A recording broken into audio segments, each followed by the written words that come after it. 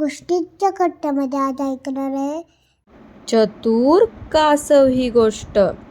एक असतो कोल्हा.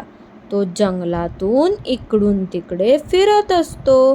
तो खूप भुकेला असतो. तो अन्नाच्या शोधात सगळीकडे फिरत असतो, पण त्याला काही अन्न सापडत नाही. तो एका तळ्याकाठी येतो. तेव्हा पाहतो तर तिथे कासव असतं. तो म्हणतो, आता मी ह्याला खाऊन टाकतो.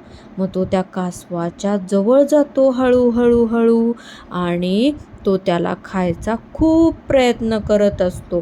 पण ते कासवाचं कवच खूप कडक असतं, त्यामुळे तो ते खाऊ शकत नाही.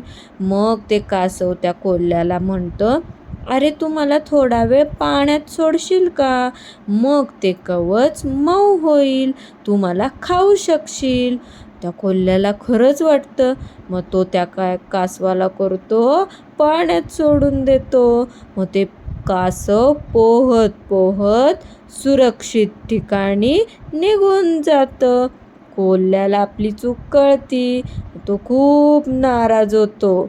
गोष्टीचं तात्पर्य काय आहे? संकटाच्या वेळी घाबरून न जाता विचारपूर्वक निर्णय घ्यावा. गोष्ट आवडली असेल तर लाईक करा, चॅनल सबस्क्राईब करा. थँक्यू.